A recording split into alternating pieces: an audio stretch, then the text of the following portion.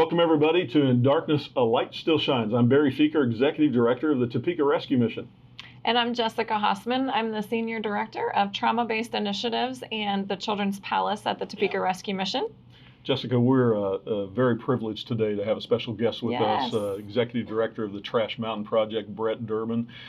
Great friend. We've done some really awesome stuff together, and we're going to learn more about Trash Mountain today and more about Brett Durbin and what he's doing all over this whole world. So, Brett, welcome. Yes, Thank you. welcome. Appreciate being here. We're super excited to talk to you in this episode, but before we do, Barry has a story he's going to share with us about an angelic encounter that he had at the Topeka Rescue Mission a couple decades ago. So Barry, why don't you tell us what happened? Yeah, well, thank you, Jessica. It was 1986. I had been at the rescue mission for almost 3 weeks, and so one of the things that you come into a rescue ministry when you're just 30 years old is that you don't know anything, and which I didn't. And so the board of directors came to me and said, you know, you need to go down to Houston. They're going to have a convention down there, and there's a training program at the Star of Hope Rescue Mission. And so I said, great. And back in the day, we didn't have any resources at all. I mean, we're in this old building, which I've talked about before. It's literally just kind of hanging there, and there's very little resources. But the board of directors themselves came up with enough money to pay for my convention expenses, as well as the airfare and the motel. What I was thinking about, though, is we're brand new into this work, and I really need for my wife to go. And so they didn't have enough money for Tammy to be able to do that. So there was a group of ladies who decided that they wanted to help out, and they came up with all of the funds for Tammy to be able to go, except for $100. And, you know, $100 is a lot of money when you have zero. And so there was no way that this was going to happen, but I really felt like she was supposed to go. And so it came down to the wire, and I had to book the airfare, and there was still no $100. And I remember coming into the rescue mission that morning saying, wow, I really need to do this, but I don't know where I'm going to turn. And so much of our experience, and I know Brett and Jessica, this has been our life's experience, is a lot of times we don't know where to turn. Right. And so, but we can't turn to the Lord. So I had been praying, nothing was happening. Time is running out. I'm thinking maybe I don't go after all, because I don't want to go alone and then come back and say, hey, here's what is going on. I wanted her to see this. So one morning early at the rescue mission, I'm sitting at my desk, and through my front door walked in a lady who was kind of striking. She was extremely old. She had these wire rim glasses on, and she was wearing all white. I thought she was a nurse. And she just kind of walked in, and she smiled, very, very nice smile, and she said, are you Barry Feeker? And I said, yes, ma'am. And she kind of slowly shuffled over to my desk. I stood up, and she handed me this envelope, sealed envelope, had nothing written on it. She said, here, this is for you. And so I said, well, thank you. And so she just smiled, and she said, God bless you, and she walked out the door. And of course, I want to know what's in the envelope. So I opened it up. It's 5 $20 bills. Oh, wow. $100. And so now I'm going, wait a minute, I need to talk to her, because I was praying for $100. I need to know if this is for the rescue mission. She said it was for me. Is this for the trip? I don't know. Yeah. And so immediately I walked out my door, and I couldn't find her. And so the way the rescue mission was set up, you walked in off the street, past a front desk with a front desk attendant there, and then my office was right next to that. Or if you went a little further, you went into a men's day room, and where a bunch of men were. So I went to the front desk guy, and I said, where'd the old lady go? And he said, what old lady? And I said, the one that was just in my office. He said, I didn't see anybody. And I said, come on, you know, were you watching? And so I said, you couldn't miss her. She was dressed in all white. And so he said, I didn't see anybody. I said, oh no, she must have gone into the men's day room. She's probably terrified. So I went into the men's day room. There's about 10 guys in there. And I said, anybody see the old lady dressed in white? And they said, what old lady? And I'm thinking, okay, nobody's paying attention today. Everybody's asleep at the wheel. So I went back to the front desk guy, and I said, seriously, there was a lady that walked through here. And so he said, no, there wasn't. So I went out on the street, Kansas Avenue, 600 North Kansas, and no cars were moving, no trains were moving. It was quiet. I looked around, and I said, that lady had to be moving slow, because she was moving really slow, and I couldn't find her. I went back in at the same time, and I said to the guy, come on, really? There was a lady in here. And he said, never saw a lady. Wow. I sat down at my desk, and I thought, what was that? What was that? You roll that through your mind. I called the board president at the time. I told him what had happened. He told me what he thought it was. And I said, I don't know if this is for the mission or if this is for me to go on the trip. He said, it's pretty clear. You're supposed to go on the trip. Long story short, we did go to Houston, learned a lot of things, connected with other rescue ministries. But what I learned out of that, in Darkness, a Light Still Shines book, chapter 3, it talks about an angelic encounter. And the question mark there is, are we alone when our back is up against a wall? Does God use some special things to be able to bring to our attention? Sometimes we can't prove that what they are from, but we just know that they happen. And so, Brett, one of the reasons we want to bring you today to this program is that you've had some pretty awesome experiences around the world. And as you and I know each other pretty well, we know we're just regular guys. Jessica's a regular gal, and God uses regular people to do some amazing things. So when we come back, we want to talk to Brett Durbin about his experiences with Trash Mountain and what that is, and what God is doing in some special ways to touch hearts around the world. Stay tuned. We'll be right back. This production is hosted by Topeka Rescue Mission Ministries, bringing help and hope through faith with its sleeves rolled up. If you would like to support Topeka Rescue Mission Ministries, text TRM Give to 77977 and start giving today. Welcome back to In Darkness, a Light Still Shines. Barry and I are here today with Brett Durbin from the Trash Mountain Project. And Barry, you just shared about what may or may not have been an angelic encounter when you first started at the rescue mission. So I know that you have mentioned previously that when you started at the rescue mission, you were coming from more of a psychiatric background. You worked at a mental hospital, and you came in with kind of an analytical, trying to explain everything and come up with a reason behind what you were experiencing. So how did God use this encounter with this woman in white to start shifting your mentality a little bit? Yeah, that's a great question. You know, I have been one of those individuals prior to that time that really believed God was involved with us, but those kind of situations where you might have a visitation from an angel or anything like that was just something that was Old Testament Bible stuff. And so, you know, I knew we had people to feed, people to shelter, taking care of people, taking care of all the basic needs.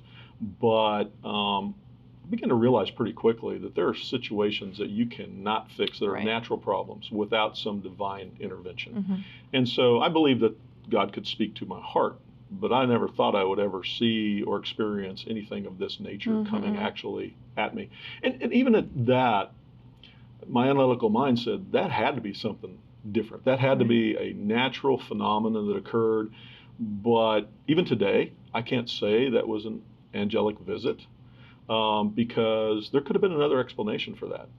I know this, prayed for $100, $100 came in, was able to go on the trip, and it came in right at the last moment, and it came in a very special way. Yeah, so you can't say that it is or was an angelic encounter, but you can't say that it was not either, correct? That's very true. And so one thing that I love about God is that there are a lot of people that try and explain those things away and kind of make sense of everything, but it seems like when you are in the midst of a situation where there is no solution and there is no answer, and something like that happens, that's when you start to realize that, wow, there is an entity out there that is intervening on my behalf.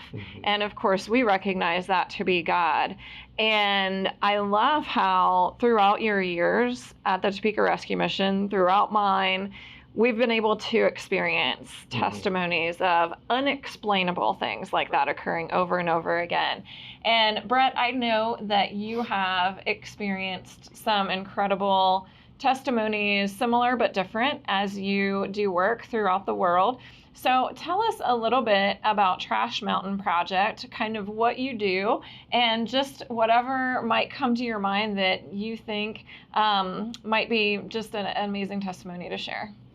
Yeah, you know, I think just going off of my conversations with you, Barry, we have kind of shared some similar experiences. And I would say even the start of Trash Mountain, I mean, in short term, basically who we are is we're a ministry that works with kids and families that live in trash dump communities. So this is where you have a landfill, but an urban sprawl forms around it, and we call that a trash dump community. So they live on the dump, they live around the dump, and they work there. They look for something to find value so they can sell it and provide their food that day. That's kind of the basics of. Brett, I think there's a lot of people going, wait a minute, that doesn't really happen. Mm-hmm. People don't live in a dump. You're not talking about visiting. They actually live there. Yeah. And here it's easy to go there because we have laws and regulations, policies against this kind of thing. So we don't actually see it in the United States. Now, the closest comparable would be someone living out of dumpsters, and finding things they can sell, recyclables, that kind of thing, food. And so this is just that on a much larger scale because you do have people living there. They never leave. That is their world. That's their culture. And some are born there. Yeah. I mean, there's generations. Yeah. We've met 5-generation deep families that's all they've known, and strangely and sadly, one of the things that we see is, it's really hard when you see a kid that their identity is trash and they see themselves as a part of that. And it's kind of the humanity has been stripped away. And so no matter what you believe, I don't think any of us are okay with that. You know what I mean? Sure. And so it's, sometimes we get into those conversations where, well, I don't believe what you believe, I have the same faith you do, but yeah, I'm not cool with that. I'm not okay with that. And so, yeah, it is very much, it's anywhere from a few families up to the largest we know of is about 125,000 people. It's the size of Topeka, living around a trash dump. 125,000 people living all over the world in trash dumps? Or no, in that one trash dump? One location. Like where? That's in Nairobi. And so now that doesn't mean every one of those 125,000 are working in the dump all day, every day, but that is the epicenter of that community. That's how that community started this is where all the waste from Nairobi went. And so it's called Dandora. It's just a giant, giant place. And so, yes, it's more than just pickers, like we call them, scavengers, people who are picking through the trash. There's, 6,000 to 8,000 that are there at any given time. But it's just family after family after family that has either had a part in that or they somehow benefit from that. They work for a company that does something. And so they end up in this kind of a shanty town that surrounds it. But yeah, it's not a real big space for 125,000 people. So. And the folks that are making a living off of picking trash, what does the living look like? What are they accumulating in terms of U.S. dollars, probably on a daily basis? It depends on the place. We're in 12 communities right now, and spread out on five different countries, and it varies from 50 cents to $1 a day for some kids that maybe can't get to the best stuff. It is kind of a survival of the fittest mentality. To some of the adults may make $5 or $6 a day, and so it's enough to where they can at some level provide for themselves. And what happens is when there's no jobs in the city, there's no jobs around them, and they may not have anything but maybe a couple of grade school years education. They just end up there. It's kind of we've talked to people in really poor slums that they look down on the people that they call scavengers, and consider them kind of untouchable. That's where you wind up when you're shot out the bottom of that culture. And so it is, I think, again, we've talked about there's always a worse. There just is, you always stumble across the worst, but it is really the bottom of the socioeconomic ladder in the places that we work. So, So you were raised in Topeka, Kansas, Midwestern city. You weren't raised in a dump. No, you didn't grow up poor. Far from it. Yeah. How in the world did you ever get involved with going around the globe to trash dumps? Yeah, I mean, I grew up not only just as an American, but my dad was a dentist. Yeah. I mean, I lived in a very nice area. And your brother's a dentist. Yeah, my brother's now a dentist. Yeah. I didn't go that route, but yeah, I had the upper end of what is good in America, and so I think my wife was the same way. Dad was an executive, and for us, I think part of what was in our mind as we decided to pursue full-time ministry back 12, 13 years ago, we both had a spot in our heart for injustice. And I think I was actually going in the route of criminal justice. I'd gone through grad school and everything. And so, but went this route of Jesus calling me and saying, go to seminary, and became a pastor in Florida. I was a college pastor. And we both always had a heart to serve the poor, just those that are going through things that we really never faced. And it's kind of there's two different ways you can look at it. You can be someone who went through it, and then they turn things around and they come back and make this huge impact. I think sometimes what happens is when you don't go through it and you see it and you know it's wrong based on your faith, based on your beliefs, based on just what is injustice, you want to respond to that. And so that was in our hearts when I was invited by a man that ran a really large foster care, orphan care ministry down in Florida. Stopped me, said I was on a trash dump in Honduras last week, and I thought of you. And I kind of, okay, you know, and but then he kind of said, no, he goes, I don't know how else to say it, and God told me to tell you about this. And we didn't know each other. And he said, I've done my part, you know, but we're going to be going back. Do you want to come? And so my wife went down with me, and a friend of mine that was videographer, a storyteller, you know, wanted to just catch the story. And we went down, and I would say our initial response that ended up leading to starting Trash Mountain was the injustice and seeing something that was wrong. It's kind of like what you guys just talked about. I mean, I think there's something that pulls on you, especially within our faith as believers, as followers of Jesus. We should care that that's happening. Right. And for us, there was not a walk away point once we saw it. And so that evolved into what is now Trash Mountain Project. And so it was in response to a need. We just didn't have a clue how to start or what to do. Brett, what was that first experience like when you saw that first dump? It was overwhelming because, again, like you said, we don't see this in the States. So I really had no lens that I could even put this through that would make sense to me. And I mean, you're talking about a place where, it's, 100 acres and it's 200 feet deep, and you've got, gang cells, you've got all the things you can imagine this world can bring. You've got gang cells, meaning there's gangs, so cells of gangs. So there's a system there. There is a nefarious system, it sounds like. Yeah, with gang control. Yeah, very much. And we've since found out too, there's a lot of organized crime behind what happens within these dumps. There's actually a lot of money in waste, which maybe sound weird, but there's a lot of money in waste. And so keeping things how they are, there's infighting amongst gangs that are within that dump. The one that we had gone to, and that very first time you ask about, like, we're seeing this and we can tell this is not a safe place. We've been told this is not a safe place. Stay together.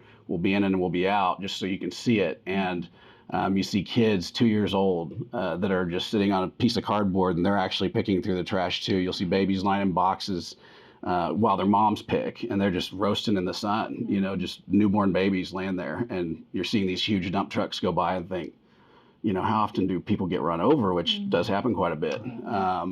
But, in addition to that, you see a lot of the things we've talked about, just with 12, 13-year-old girls who are selling themselves to the truck drivers. And so it's like all the bad that our world can offer is in that place, but then you also cover it in trash. It's like, imagine the worst things you've seen in the world and then pour tons of trash over the top of it. So then you have the smell and the vultures, and I mean, it's like a scene out of hell. Sounds like it. Yeah. So you see this for the first time. What was going through your mind? Oh, this is what I want to do the rest of my life? or I can't wait to get out of here. I think it was a mix of both. I think I couldn't wait to get out of there. But I also couldn't walk away. Yeah. It was, I don't want to be here, but I do want to do something. I just don't know what that is. And that's ended up being what we told the pastor there that had this ministry that they had started that was trying to at least start with the kids and get them into school instead of picking through the trash, and telling him, we wanted to help. And, he said, well, don't move down here, and he said, don't take that the wrong way. He said, but you're an American.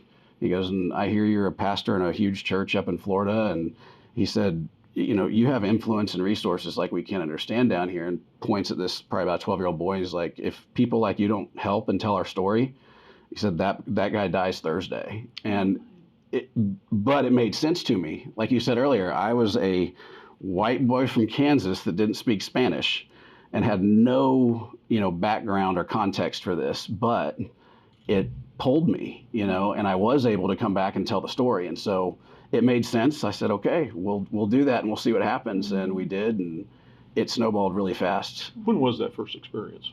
That was in November of 2008. 2008. Here we are in 2019. And so there's been a lot of years that have passed. And so how many trash dumps have you visited? I've been to about, I think 59 was the last. 59 trash dumps. Yeah, trash dump communities, and different varying levels of size and need and I guess problem. So what continents have you been to? We have a little bit in South America, a lot in Central America, so more Central American than South, but we have been to Bolivia and South America, Africa, so Kenya and Ethiopia we've been to and doing work in Kenya, a lot in Southeast Asia, so Philippines, we're actually working in 5 communities there, been to Cambodia, and we've researched some other places in terms of Eastern Europe. There is a problem in Eastern Europe, not as much in Western Europe, but it's pretty widespread. I'd say I'd say every continent really. North America, not as much, like if you say Canada and United States, but pretty much everywhere else, there's some sign of this. So Brett, for people who are watching or listening right now, I would imagine that some of them are thinking this is like overwhelming. Just the picture that you have given to us about the magnitude of this problem. We want to hear more about this when we come back. And also we want to hear about when you face these impossible situations. I've talked about my need for $100. That's like nothing compared to what you faced. I want to hear about that interaction that you have had with the Lord and why you've stayed all of these years. And has God visited you in a special way? So we want to hear more from Brett and Jessica about intervention by God in some impossible situations. Stay tuned. We'll be right back. Thank you to Furniture Mall of Kansas for sponsoring the In Darkness, a Light Still Shines video podcast. We appreciate your support. Welcome back, everybody, to In Darkness, a Light Still Shines. We're privileged today to have Brett Durbin, Executive Director of the Trash Mountain Project, with Jessica and I here. And we've just been unpacking how you got involved with going around the world so far to 59 different communities, approximately, of trash dumps where people actually live. And one of those communities you were talking about has as many people living around the trash dump as we have in a Midwestern city like Topeka, Kansas. Talking about that first experience that you had and how overwhelmed that you felt. You wanted to leave, but yet you didn't leave. And so, Brett, there's been a lot of experiences over all these years that you've had. And I know, like Jessica and I and everybody who's working in ministry or just in life, we have these times where we want to run.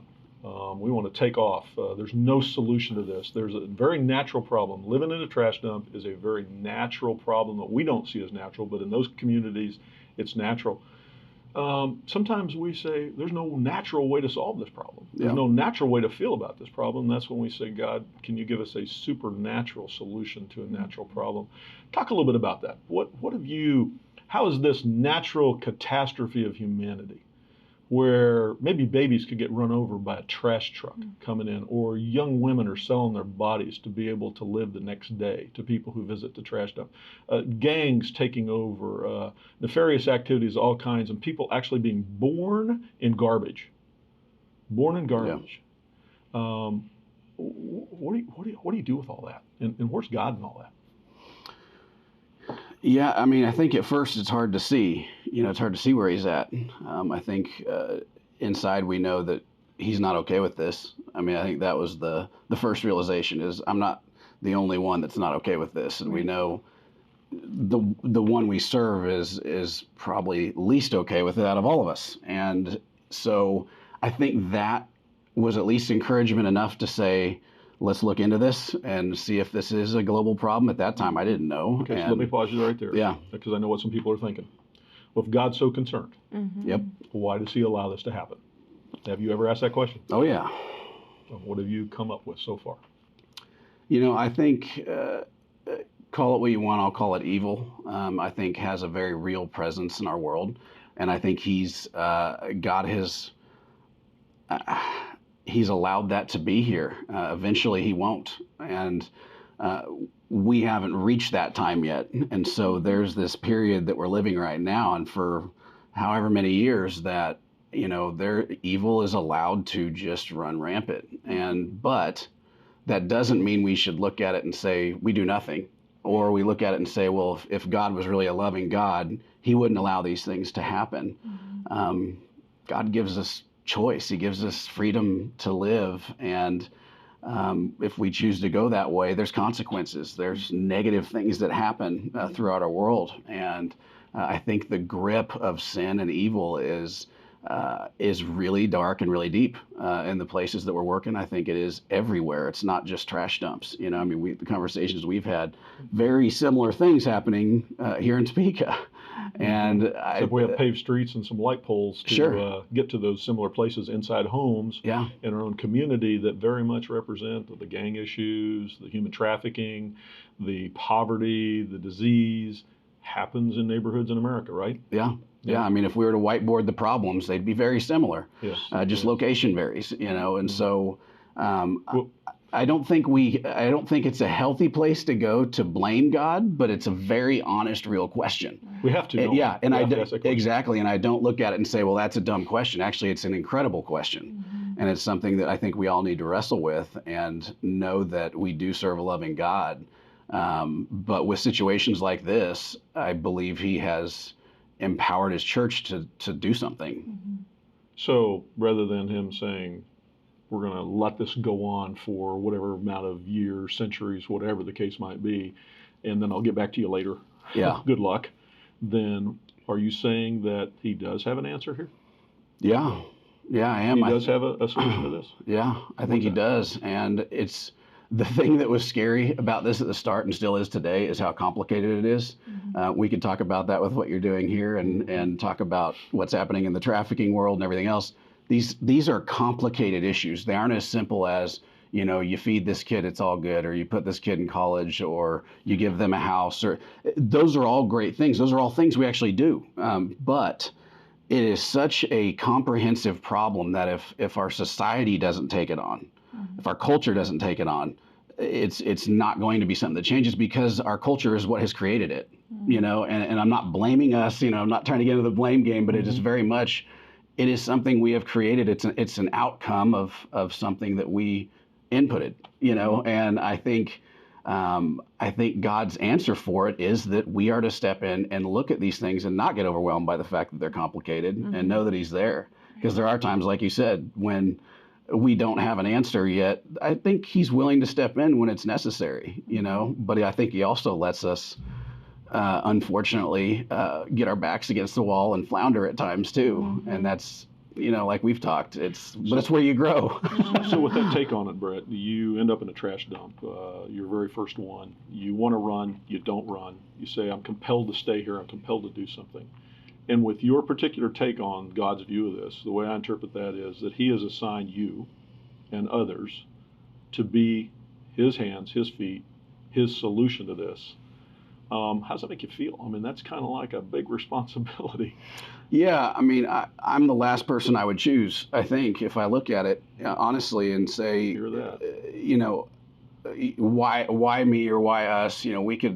We can just go do something else, or I can go back and do college ministry like I was doing, and that would actually be very, it'd be good. It's a good outreach. Nothing wrong with that. No, but there's, I think a lot of times what happens, the reason some of these things don't get addressed is a lot of times that is what we do. We walk away from it and say, well, that is way too complicated to get into. What could we really do? And that was my attitude actually leaving was, okay, I'm going to tell the story and I'm going to hopefully, see some kind of response from people, and they'll want to do something, but I don't even know what that something is. And, hopefully God will, bring someone else along that's a lot better equipped to handle this problem. And I think that sometimes that's our big mistake when then God decides to show up. And talk about God showing up. It's an easy segue because, in that moment when we were trying to decide, is this supposed to be something we do with our lives? Is this a full-time thing? This is pre-Trash Mountain Project being a thing. I was invited by a friend that was a missionary in Cambodia. and he wanted us to come over, and he said there's this really large trash dump right in Phnom Penh in the capital.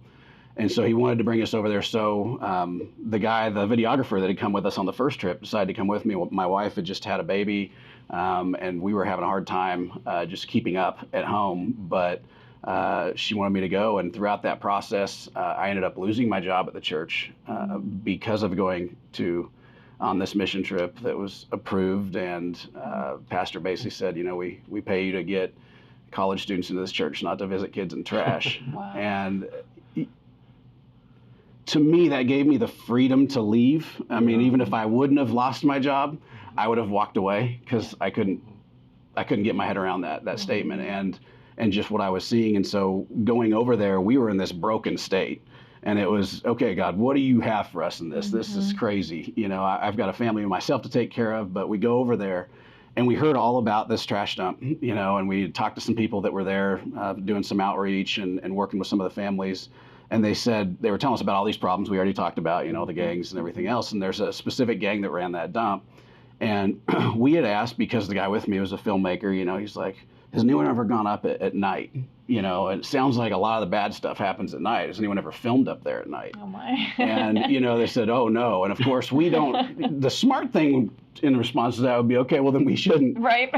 Young, dumb, just wanting to catch, what's actually going on here. We decided to go up there. And so we went up and I remember getting up on the top of this dump, and there's just hundreds and hundreds of people off, probably about 100 yards from us.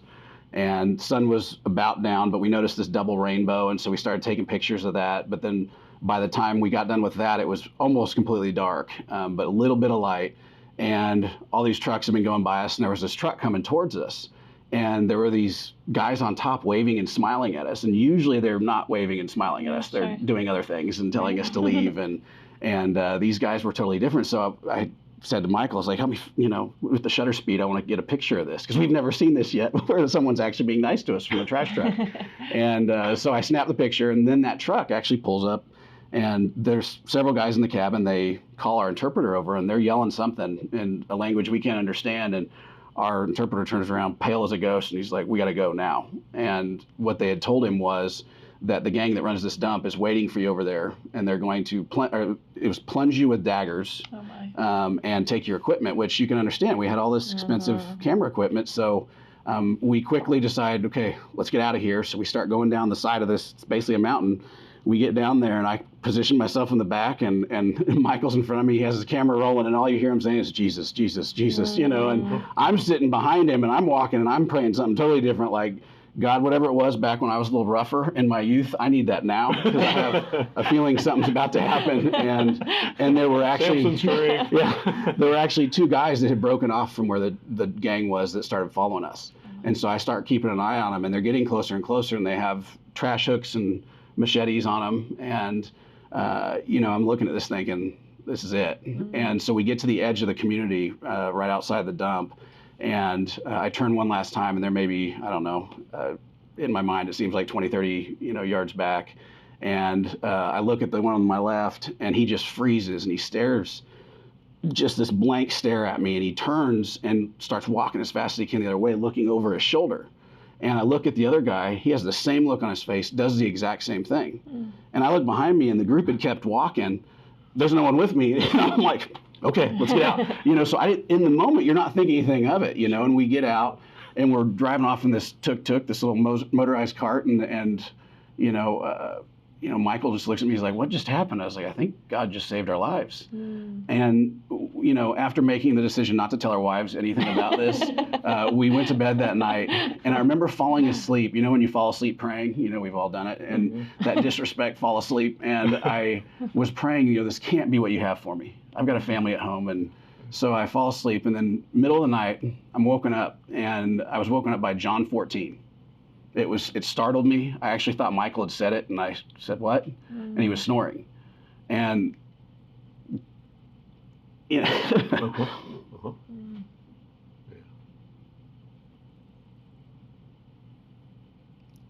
don't know if you have the same problem. I'm kind of an emotional cat about these.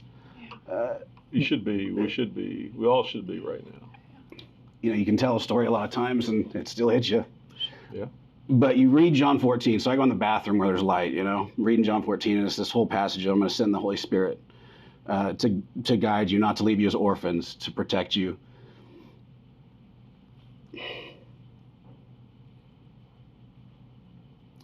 You feel a major lack of faith, Yeah. And went back to bed and apologized for my lack of faith prayer before I fell asleep and just said, I'm in. Went back to bed, fell asleep. Next day, never ran into any problems. It was our last day there. Went back to the hotel that night. We were going to sleep. We were going to fly out the next day. And yet here I am again. I'm praying, this can't be what you're asking of me. Who am I to do this? I think you told me that last night, but I need you to tell me this is what I'm to do. I'm a little dense, I guess, and went to sleep, and it was about the exact same time that night. Was really startled out of my sleep, and this time I was wide awake when it happened, but it was as clear a voice as yours to me right now was just, don't you dare deviate from this path I have you on. And that was, I had never had an experience like that, and my mind starts going to, man, am I crazy? Am I hearing voices? But the power of that and my response to it is unmistakable. And so I just said, I'm in, it's over, I'm good, let's go back, and so we went back, and I think that alone would have been a major thing for me personally, but then it's kind of like some of the things you said about the woman in the white. There's these other, I don't know, corroborate, these other circumstances that happen that kind of point you towards, okay, that was more than just me hearing a voice. Right. And when I got back, I'd already missed 2 Sundays. I was still at the church and went to church, and I didn't even know what I was going to preach. I had this big service with the college students and was walking through the church, and it's a very big place. And I get stopped by my boss's assistant, and she said, hey, I want to hear all about it. I'm sure you're tired, but hey, I got to ask you something though. What was going on with you Tuesday morning? I'm like, Tuesday morning? I don't know why. She goes, I got into my desk that morning and I could not work. I just had to pray for you. I was like, really? And I said, and then it hits me, the time difference. That was Tuesday night. That was when all that stuff was happening. And I just looked at her. I'm like, I'll talk to you later. And I walk off. And then one of my college students stops me. And he was like, hey, let's get coffee this week. I want to hear about it. And then he said, oh, by the way, what was going on with you Tuesday morning? He's like, I set my whole schedule up so I don't even have to get up till 11:30. He's like, I was woken up at 8 o'clock in the morning to pray for you. I was like, okay. And so went down to the service, came out. Third person stops me. And he actually this time said, hey, by the way. And I said, let me guess, Tuesday morning? And he just gets this. Oh my goodness. And I was like, man, let's talk later. So we go down and I basically I was like, we're going to pray and just worship today, to our group. And then there was one final person. It was a mentor of mine. Said his son was Skyping with him from Costa Rica where he was doing missions work. And mid-sentence stopped and said, we got to pray for Brett. And I was like, what day was that? And he yells across to his wife, I think it was Tuesday morning. Just like, wow. So final piece of that, I know we're running out of time. I get back and we're like, okay, that was too much, a little overwhelming. There's people over here praying. They don't know why this is going on. But then the picture I took, I hadn't looked at it, and it was a screensaver. I still hadn't looked at it, but the picture we took of the truck that warned us. So I look at it and I get this just shock. And I go and I get Michael. I was in his office and I said, hey, what do you remember about that truck? I said, do you remember, the guy on the top waving at us? He said, well, yeah, but there were 2 guys. I said, okay. I said, so there was someone on top waving and smiling at us? Yeah. I said, that's why we took the picture. Yeah. It's like, how many guys were in the cab? He said, I don't know, 3 or 4. I said, okay. So he goes, and he's a graphic designer, so he pulls it up on his computer and blows it up real big, and there's just a driver. Oh, my word. Wow. And just a driver in the picture. And we know that was the truck. That was the only picture I had taken in that moment. And what was it? So Jessica and I and a number of people who work in rescue ministry have had some pretty phenomenal experiences, and we're kind of on the edge of our seats right now. Brett, we're out of time. Yeah. Can you stay so we can do some more of this for next week as well? Yeah, absolutely. There's so much more about Trash Mountain, what God has called you to do, the experience that you have had. But I think what's on a lot of people's minds right now is that real? Can actually happen? And I think what we want to talk about next week is you had to put yourself, or God put you there, and you had to say okay to a very, very difficult spot. And you had to make a big decision. And God had to show you in a pretty miraculous, substantial, non-deniable way that this is what you were supposed to do. And I think that's what all the time that we're asking for in this life. And some people will say, well, can we look up in the sky and see a sign? Yeah, maybe we can. Not on our terms necessarily, but on God's terms. And so, Brett, if you can stay with us and be back here next week, and we'll unpack this even more about the Trash Mountain Project, what you have seen, and how God presents to us supernatural signs and answers to very natural problems. So thank you for joining with us this week. Next week, we're going to continue this on with Brett Durbin, Trash Mountain Project, and we're going to pick it up from there, and we're going to see what God does to help us to understand we're not alone. Neither are you. Thank you. We'll be back next week.